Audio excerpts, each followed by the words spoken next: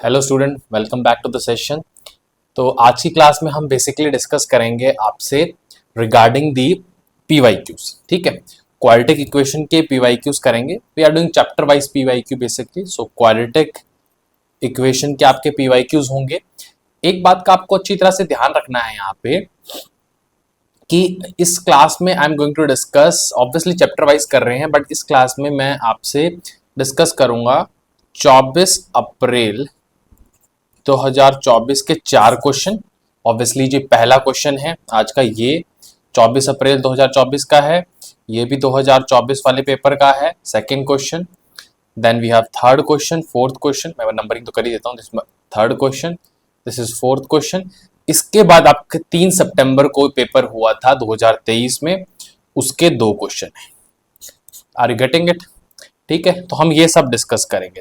3 सितंबर 2023 के हमारे पास 2 क्वेश्चन है। ठीक है, ये डिस्कस करेंगे। तो ये 6 क्वेश्चन रहेंगे आज की क्लास में और हम इसके हिसाब से यहाँ पर क्लास को कंडक्ट करेंगे। और एक खास बात मैं आपको बता देता हूँ, we are going to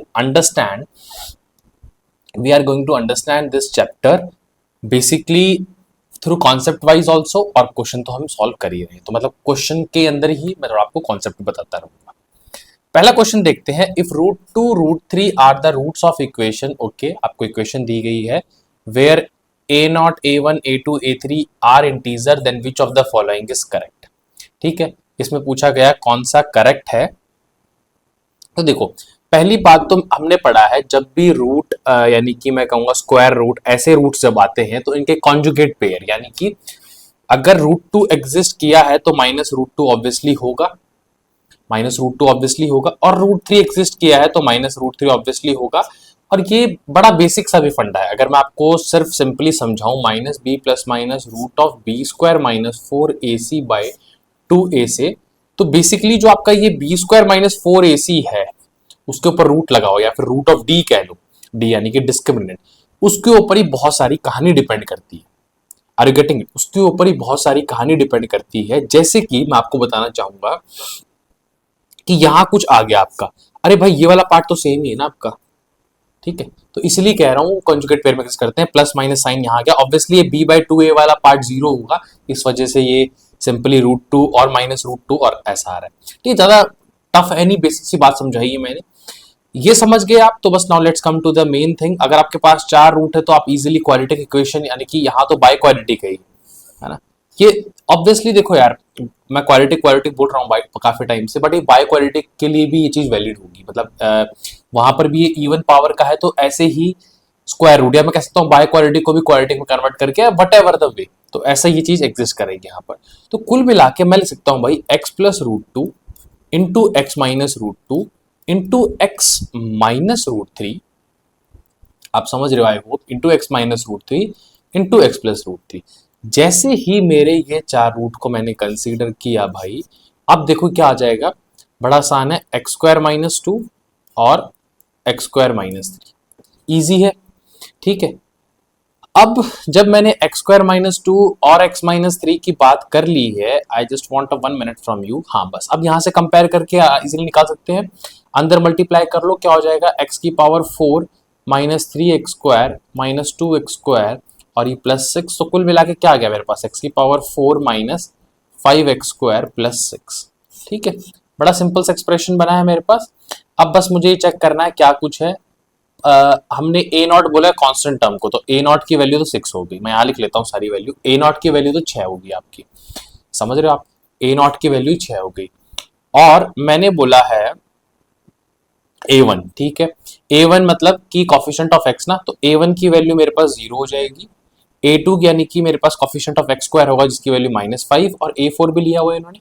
a4 वैसे ऐसा लिखा नहीं है, बट या इनमें से अगर मैं देखूं तो मेरे कंडीशन कौन सेटिस्फाई कर रही है, मेरे पास 6 0 और -5। अगर मैं a नोट को देखूं तो a नोट 6 है किसी में, हाँ।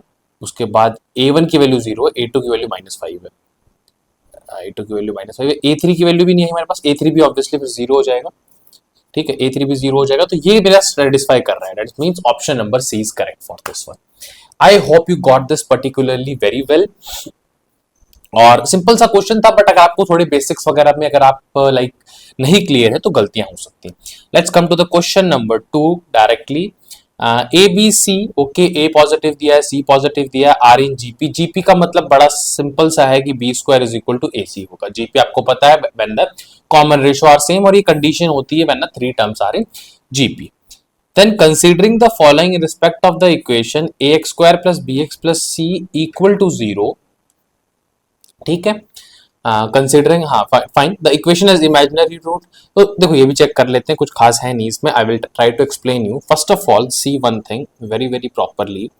देखो मुझे पता है कि अगर सिंपल सी इक्वेशन है तो minus B plus minus root of B square minus 4ac upon 2a ये आएगा।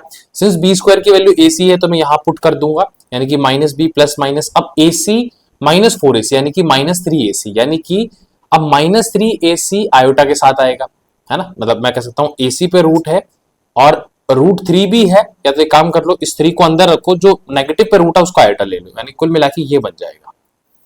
थोड़ा सा मैं दिमाग में सॉल्व करवा रहा हूं आपको चीजें, बट इट्स नेसेसरी इवन, है ना, अपॉन 2।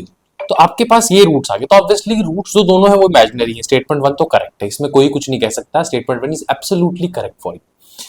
अब जब मेरे पास ये है, मुझे और चेक करनी है the roots, the ratio of the roots are 1 ratio omega. देखो ये तो ठीक है, कुछ और भी कंडीशंस मैं आपको बोल सकता हूं मेरे पास अगर मुझे निकालना हो। देखो सिंपल, मैं रूट्स को मानता हूं अल्फा और बीटा। अल्फा प्लस बीटा की वैल्यू क्या होगी, माइनस बी बाई ए। वैसे तो इट विल बी इजी, चलो ठीक है, अल्फा बीटा हो जाएगा मेरा सी बाई ए। मैंने क्या किया, इसको इक्वेशन नंबर 1 माना, इसको इक्वेशन नंबर 2 माना। स्क्वायरिंग बोथ साइड करने से मुझे क्या मिलेगा, इक्वेशन नंबर 1 की कर रहा हूं सिर्फ मैं, alpha square plus beta square is equal to minus b by, यानी कि b square by a square. ये इक्वेशन नंबर 3 बन गई after squaring the equation number 1। This is my equation number 3। Equation number 2 to remember it is alpha by beta is equal to c by a. ठीक है, ये मेरी equation number 2 थी, sorry. Now अगर मैं 3/2 करता हूं तो मुझे मिल जाएगा अल्फा से अल्फा, यानी कि alpha by beta plus beta by alpha is equal to क्या हो जाएगा आपका, b square by a square c by a से यहाँ ए आ जाएगा, यानी कि और बी स्क्वायर की वैल्यू पहले ही एसी हम प्रूव मतलब प्रूव क्या हमें पता ही है एज पर the given condition because they are in GP. तो इसकी वैल्यू जैसे ही मैं एसी पुट करूंगा, एसी बाय एसी कट हो जाएगा, 1 आ जाएगा। यानी कि अगर मैं अल्फा बाय बीटा को, यानी कि देखो मैं क्यों मैंने अल्फा बाय बीटा किया, obviously the ratio of roots पूछा है। मैंने एज्यूम किया कि मेरा एक रूट अल्फा है और मैंने एज्यूम किया मेरा एक रूट बीटा है। जब मैंने एज्यूम किया मेरा एक रूट अल्फा है एक रूट बीटा है, तो मुझे कुल मिला के अल्फा बाय बीटा ही तो निकालना है। ठीक है, अब क्या करते हैं, थोड़ा सा इक्वेशन को आसान बनाने के लिए I assume alpha by beta is equal to some y. ठीक है, यानी कि y की वैल्यू निकालनी, y प्लस ये हो जाएगा 1/y is equal to 1। Obviously आपको दिख भी रहा होगा अभी ये y square minus y plus 1 equal to 0, और वैसे भी इसको देख के आप कह ही सकते हो, या फिर अगर नहीं भी तो आप देखते हो y इज इक्वल टू, सीधी रूल लगाते हैं। ठीक है, y इज इक्वल टू, यहाँ पे कोई गड़बड़ी तो नहीं की हमने, माइनस वाई ले लिया, फाइन, प्लस 1। ठीक है, कोई दिक्कत नहीं है। तो y is equal to 1 plus minus root of B square, यानी कि 1 माइनस 4ac, तो वही 3 माइनस 3 का रूट आएगा, मैं लिख लेता हूँ अपॉन 2। तो y is equal to minus 1 plus minus root 3 iota by 2। ठीक है, अगर आपको ध्यान हो, मतलब ध्यान छोड़ो, पहले तो देखो 1 प्लस रूट 3 आयोटा बाय 2 आ रहा है और एक आ रहा है 1 माइनस रूट 3 आयोटा बाय 2। यानी कि अगर मैं देखूं, चलो ठीक है, ये चीज यहां तक क्लियर है, इसमें आई बिलीव नो डाउट। यानी कि एक सेकेंड, अगर मैं देखूं, याद करो ओमेगा क्या होता था, omega is actually is equal to -1 plus root 3 iota by 2, और ओमेगा स्क्वायर आपको पता था, बस कंजुगेट, यानी कि इसका इसी का कंजुगेट मतलब बेसिकली। ठीक है, तो इसमें मैं क्या कर सकता हूं, इसको मैं मान सकता हूं, इसी को पर्टिकुलर को अगर आप ध्यान से देखो, या फिर हाँ इसमें माइनस और माइनस दोनों आ जाएंगे ना। देखो इसको देख लो एक बार, इसमें इसको देखो, इस y को मतलब एक y1 मान लो एक y2 मान लो, मतलब वैसे तो नहीं, दो रूट्स हैं बेसिकली, मतलब एक अल्फा एक बीटा है, ऐसे मान लो, एक इसको अल्फा मान लो इसको बीटा मान लो। तो इसको मैं बोल सकता हूँ बेसिकली नेगेटिव ऑफ दिस, यानी कि ये तो आ रहा है माइनस ओमेगा, कोई गलती इसमें, माइनस ओमेगा करूंगा तो ये आएगा। और अगर आपको ओमेगा स्क्वायर भी बता दूंगा तो ये -1 माइनस रूट 3 आयोटा बाय 2 होता है, यानी कि ये मेरा अल्फा की वैल्यू आ रही है नेगेटिव ऑफ ओमेगा स्क्वायर। यानी कि मैं करता हूं alpha by beta, beta by alpha. अब देखो इसमें सिर्फ आपको स्क्वायर ऑफ मतलब रेशियो ऑफ रूट्स बोला, वन, दैट इज 1:ω। अब ये एक बात नहीं है कि आप बीटा बाय अल्फा निकाल रहे हो, अल्फा बाय बीटा निकाल रहे हो, मतलब कुल मिला के या तो 1:ω या ω:1 मेरा आंसर आना चाहिए। तो कुल मिला के अगर मैं अल्फा बाय बीटा भी निकालता हूं तो -ω² यानी कि ω:1 आ रहा है, यानी सेटिस्फाई कर रहा है। ऑब्वियसली क्वेश्चन में 1:ω दिया हुआ, बट आई मस्ट से कि वो अगर मैं बीटा बाय अल्फा निकालता, अब मुझे ये थोड़ी पता कि मैं किसको बीटा किसको अल्फा मान रहा हूं, मतलब एक रूट का दूसरे रूट से अगर मैं रेशो लेता हूं तो या 1:ω या ω:1 आ जाता है। ठीक है, ऐसा इन्होंने कुछ और स्पेसिफिक बोला नहीं है कि हम उतना स्पेसिफिक जाएं चीजों के लिए, बट या इट इज क्लियर। तो यानी कि स्टेटमेंट 2 भी करेक्ट है। The product of the root of the equation is b² by b is, अच्छा, product of the root of the equation, root मुझे पता है अल्फा इंटू बीटा, यानी कि c बाय a पहले ही ले चुके हैं। अगर मैं देखूं इसमें तो मुझे b और a के बीच में निकालना है ना, तो c की वैल्यू पुट कर दो। अब c की वैल्यू आपको पता है कि क्या है, b² बाय a। ठीक है, और a यहाँ पर है तो ये ऑलरेडी हो जाएगा b² बाय a²। बड़ा सिंपल सा क्वेश्चन था, थोड़ा सा मैं लेंथी तो नहीं कहूंगा, but it requires little bit of your time, it requires little bit of your time, और थोड़ी बहुत आपको बेसिक नॉलेज होनी चाहिए टू सॉल्व दिस क्वेश्चन। तो अभी हमने 2 क्वेश्चन सॉल्व कर लिए। Let's come to the question number 3।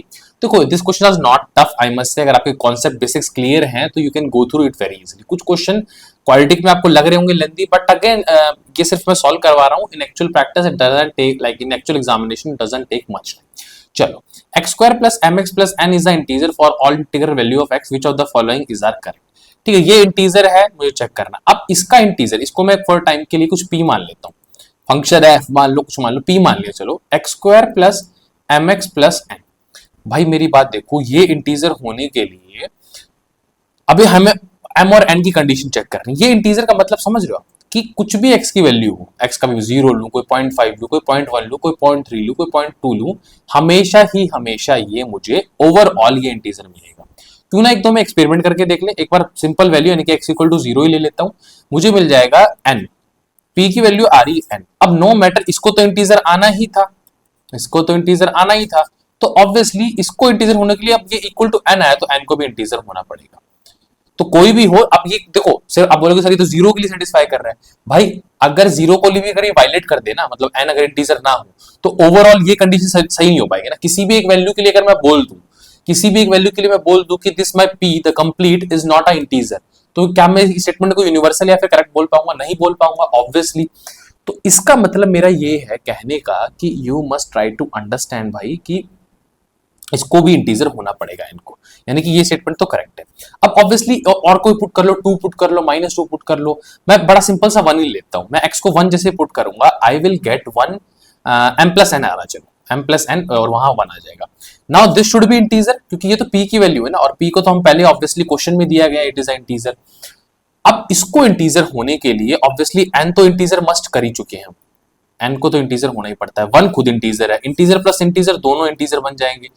और अब इस पूरे को, यानी कि अगर मैं देखूं m प्लस इंटीजर, क्योंकि हमने देखा n प्लस 1 इंटीजर आ गया, इसको भी इंटीजर रखना है, तो इसके मतलब कि इंटीजर प्लस इंटीजर ही इंटीजर होता है। इसको मैं कोई रैशनल नंबर या कुछ और नहीं ले पाऊंगा, कुछ और नहीं ले पाऊंगा, इसको भी इंटीजर रखूंगा तब जाके ओवरऑल इंटीजर बनेगा, यानी कि m must also be integer, m must also be integer. I think you are getting, also be integer, I hope you are getting it. ठीक है, now this question is again easy one, तो इसका जो answer होगा both 1 and 2 हो जाएगा। पिछले वाले में आई होप मैंने आपको ऑप्शन टिक नहीं करवाया होगा, सारे स्टेटमेंट करेक्ट है तो ऑप्शन नंबर डी हो जाएगा। ठीक है, nothing to worry about, the easy question again and okay. Let's come to the fourth question. तो मैंने आपको बताया कि 4 क्वेश्चन आए थे आपके 2024 के पेपर में 21 अप्रैल वाले में, and I must tell you कि इन चारों क्वेश्चन तो इजी है, टफ तो नहीं है, बट थोड़े से in the previous year comparative थोड़े से कॉन्सेप्चुअल क्वेश्चन जरूर थे, हल्के से टाइम टेकिंग भी जरूर थे।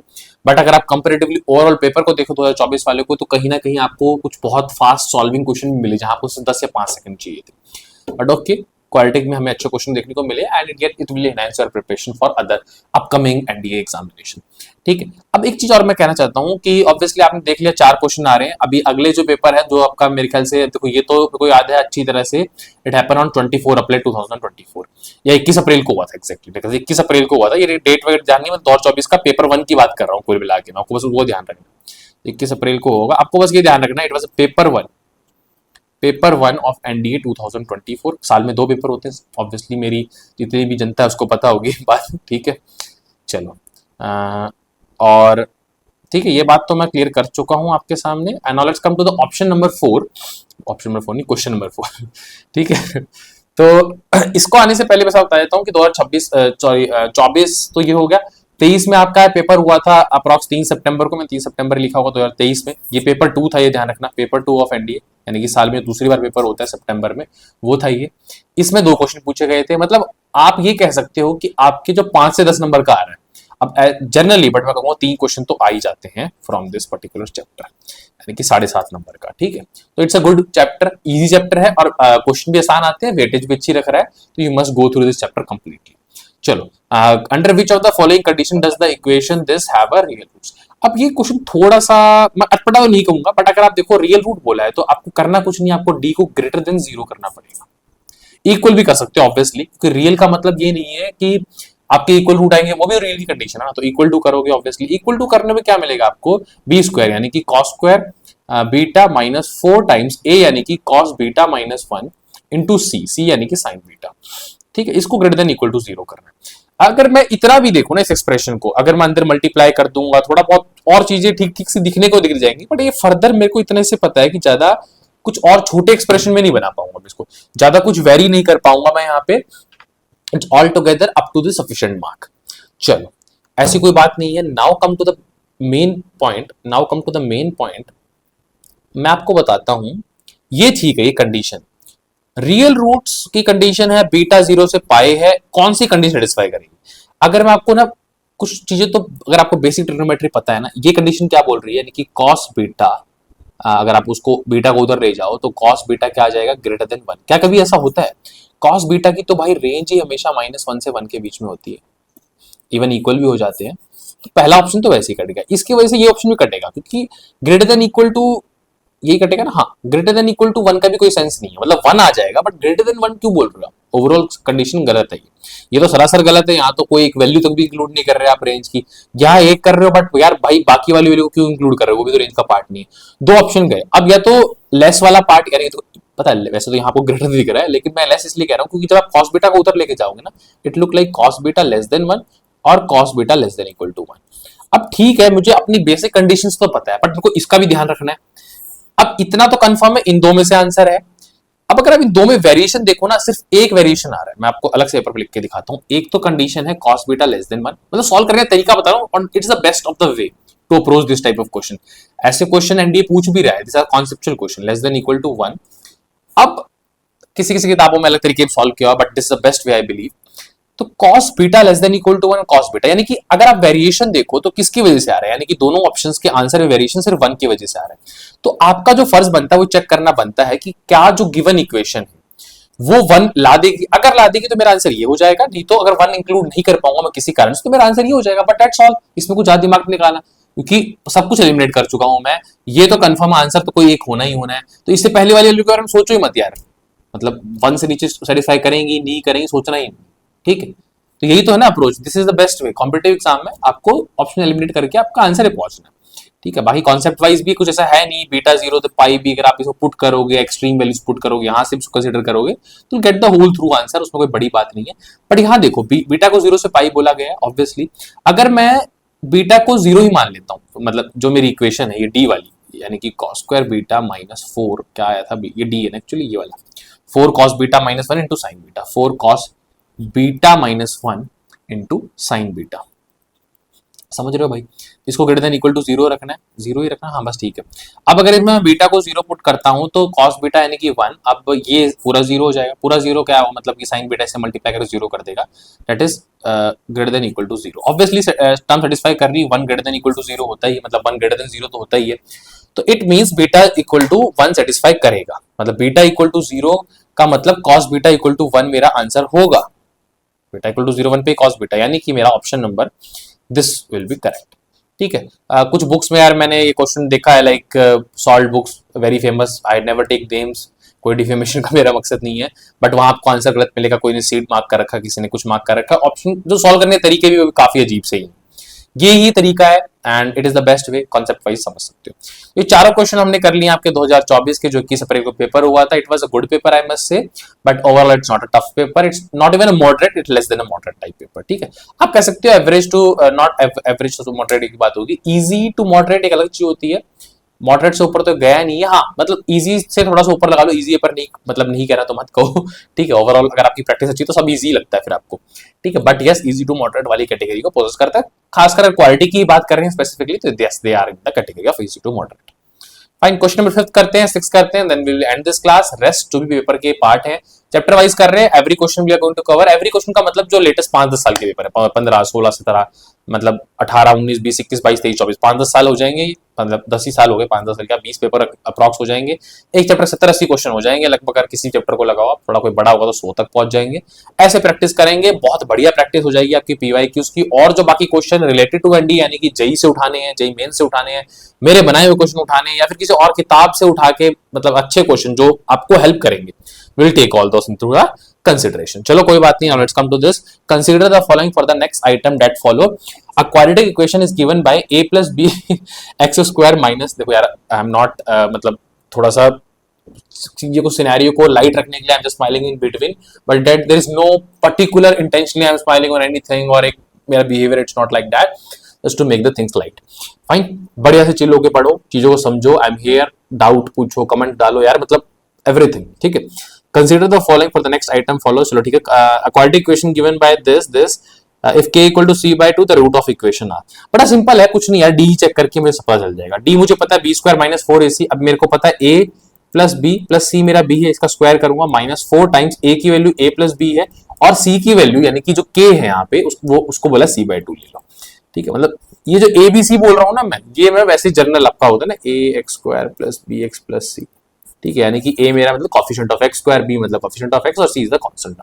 चलो इसको आप सॉल्व कर लो, यहां से 2 आ जाएगा, यहां से मेरे को मिलेगा a square plus b square plus c square, या फिर अगर इतना नहीं करना तो एक काम करो, कर भी सकते हो यार, plus 2ab plus 2bc plus 2ca आ जाएगा, माइनस 2ac माइनस 2bc आ जाएगा। काट दो इनको भाई, 2bc काट दो, 2ac काट दो, ये सब कट गए, आपके पास बचा a प्लस बी, यानी कि a प्लस बी का होल स्क्वायर बच गया प्लस c स्क्वायर बच गया। अब किसी भी कंडीशन में आपको एक चीज और दे रखी है, c कभी जीरो नहीं होगा, मतलब ये वाला पार्ट कभी जीरो नहीं हो रहा। हाँ a और b दोनों जीरो होने की वजह से ये जीरो हो सकता है, और बाकी दोनों का स्क्वायर है, तो ये हमेशा पॉजिटिव तो आएगा ही आएगा, बट इक्वल टू जीरो भी नहीं आएगा क्योंकि सी जीरो नहीं हो रहा, तो ये ऑलवेज ग्रेटर देन जीरो हो जाएगा। ऑलवेज ग्रेटर देन जीरो का मतलब रियल और अनइक्वल रूट आएंगे, यानी कि ऑप्शन नंबर बी। बड़ा इजी था। अब आप देख भी रहे हो कैसे 2023 वाला पेपर कंपैरेटिवली बहुत आसान 2024 से, जस्ट थोड़ा सा मतलब हार्डली 10 या 12 सेकंड वाले क्वेश्चन। वहां क्वेश्चन में ये नहीं कहूंगा बहुत लंबे थे, बट 30, 40, 50 सेकंड में वो भी डूएबल क्वेश्चन थे। ठीक है, अगर आपकी प्रैक्टिस अच्छी हो तो। Let's come to the last question for today, question number 6, and it's also the second question और the only second one question are being asked in your paper, obviously 3 September 2022. It's a paper 2 of NDA 2023.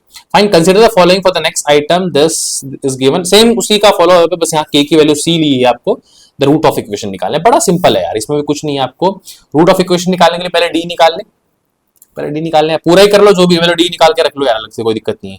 a plus B plus c का whole square, B square मतलब ये हो गया मेरा, minus 4 times of coefficient of x square, यानी कि a plus B into सी आ जाएगा। इस बार मैं अगर मैं इसको सॉल्व करता हूं तो मुझे मिलेगा a square plus b square plus c square plus 2ab plus 2bc। एक चीज और बताऊं, अगर आपकी प्रैक्टिस अच्छी है, आपने अगर सच्ची में हाथों से क्वेश्चन सॉल्व किए, आप दिमाग में भी देख सकते हो यार, यहाँ 2 आएगा वहां 4 है, नेगेटिव के 2 बनेंगे, यानी कि a प्लस बी माइनस सी का होल स्क्वायर बन रहा है। मेरे को तो दिमाग में भी दिख रहा है ऐसा।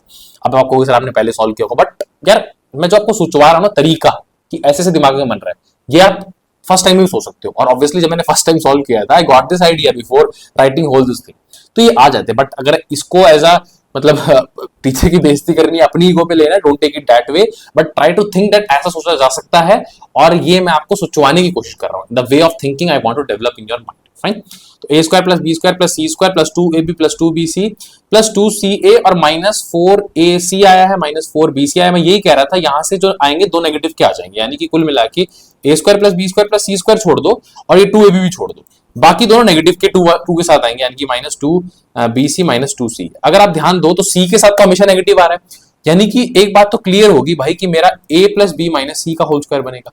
ठीक है, ये तो बन गया। अब भाई करना क्या है, minus B plus minus root of d by two a तो आंसर होता है, यानी कि माइनस बी प्लस माइनस, अब रूट ऑफ इसका ले रहे हो यानी कि मॉड आ जाएगा a plus b minus c by two A.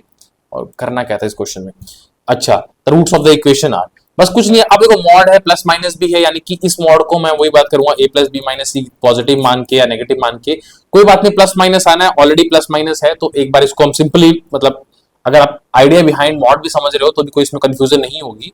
Plus minus A plus b minus सी हो जाएगा अपॉन टू ए, एक बार पॉजिटिव ले लो, minus B plus a plus b minus c upon two a आ जाएगा, और एक बार मैं लिखूंगा minus B minus a minus B, अच्छा प्लस सी अपॉन टू ए। कोई गड़बड़ तो नहीं कर दी, चलो बाद में देखेंगे इसको। कुछ और दिक्कत इसमें, के को सी माना है, A B C R real है, फॉर्मूला ठीक लगाया है हमने, ए माइनस ओके। अरे भाई देखो जो यहाँ माइनस बी लिया है ना आपने, ये तो मैंने फॉर्मूला सिरे तरह चला लिया था, लेकिन इस केस में माइनस बी यानी कि कोफिशिएंट ऑफ एक्स स्क्वायर था क्या, तो ये गड़बड़ी हो जाएगी, तो मेरे को अजीब सा लग रहा है। और ये होता है, this always comes with the practice, आपको बीच में फील आ जाती है कि क्वेश्चन में कुछ गलती हो रही है। फाइन, चलो जो भी है, माइनस बी मतलब coefficient of x, sorry coefficient of x की बात कर रहा हूं, जो इस केस में मेरा है A plus B plus C, मतलब नेगेटिव की वजह से वो A plus B plus C ही रह जाएगा, और यहां plus minus under root of this, यानी कि A plus B plus C, sorry negative का सी के साथ आएगा, नेगेटिव का सी के साथ आएगा अपॉन टू ए, यानी कि कुल मिला के अब हो गया a plus B plus c plus a plus b minus c upon two a, और एक आ जाएगा ए प्लस बी, क्या a plus B plus c minus a minus B plus c upon two a. इसमें देखो ये cut रहा है ए बी कट रहा है, C plus C to c, यानी कि एक तो आ रहा है सी बाई ए, पता नहीं क्या हो गया ये, जो भी टू, कुछ और तो नेगेटिव में नहीं लेना था, और नेगेटिव में लेता तो भी कोई फर्क नहीं पड़ता, इसके साथ नेगेटिव, इसके साथ नेगेटिव, एवरीथिंग इज करेक्ट यार, टू सी अपॉन टू ए, चलो कोई बात नहीं। सी बाई एक मेरा रूट आ रहा है, सी बाई एक मेरा रूट आ रहा है, और यहां मैं अगर देखता हूं तो मैं c c cancelling out, a plus b upon two a आ रहा है, यानी कि इसको अगर मैं देखूं तो it will be two times of a plus b by two a, ये कैंसिल हो जाएगा, a plus b by a आ रहा है। कुछ और कंडीशन दी गई थी, द इक्वेशन ऑफ दिस के इक्वल टू सी दिया गया है, A B C R real, fine ठीक है। मतलब कुल मिला के अगर मैं सिर्फ मैच करूं ऑप्शन, तो एक तो सी बाय ए आ जाएगा और एक a plus b by a आ जाएगा, और तो कुछ दिया नहीं हुआ है I think. A B c real देना तो चलो ऑब्वियसली बात ठीक है, कोई दिक्कत नहीं है। इसमें ऑप्शन मैच हो भी नहीं रहे शायद हमारे, लेट मी चेक, कुछ इसमें हमने गड़बड़ी नहीं की, हमने डी सही निकाला है, डी मींस हमने लिया था डी यानी कि b square minus four a c, b square लिया हमने, बहुत बढ़िया, a plus B plus c का whole square minus four a c, okay भाई सी यहाँ पर आपने नहीं लिया ना, upon minus B plus minus b square upon two a, two a का मतलब, अच्छा यार गड़बड़ी कर दिया, यहाँ भी जो ए है ना वो ए प्लस बी है यार, ए का मतलब कॉफिशिएंट ऑफ एक्स स्क्वायर, और यहाँ कॉफिशिएंट ऑफ एक्स स्क्वायर क्या है, ए प्लस बी। चलो ठीक है, doesn't matter much, finally we got our answer, तो यहाँ पर आ जाएगा ए प्लस बी बचेगा यहाँ पर, अच्छा यहाँ थोड़ा चेक करना पड़ेगा मुझे, ऊपर आ गया सी प्लस सी यानी कि टू सी, अच्छा two times of a plus b बचेगा ना, तो टू सी यानी कि c by a plus b आएगा, कोई दिक्कत नहीं है, और यहाँ मेरा आ जाएगा अब ए प्लस बी नीचे यानी कि ए प्लस बी नीचे यानी कि one comma c by a plus b, ये हो जाएगा ऑप्शन नंबर सी। चेक कर सकते हो एक बार, आप खुद की तरफ से भी देख सकते हो, but I have solved it for you, and this is much up to, like this is up to what I have decided to discuss in this class. Rest we will be discussing in the next class. Till then, keep learning, keep watching. We'll be meeting soon in the next lecture now.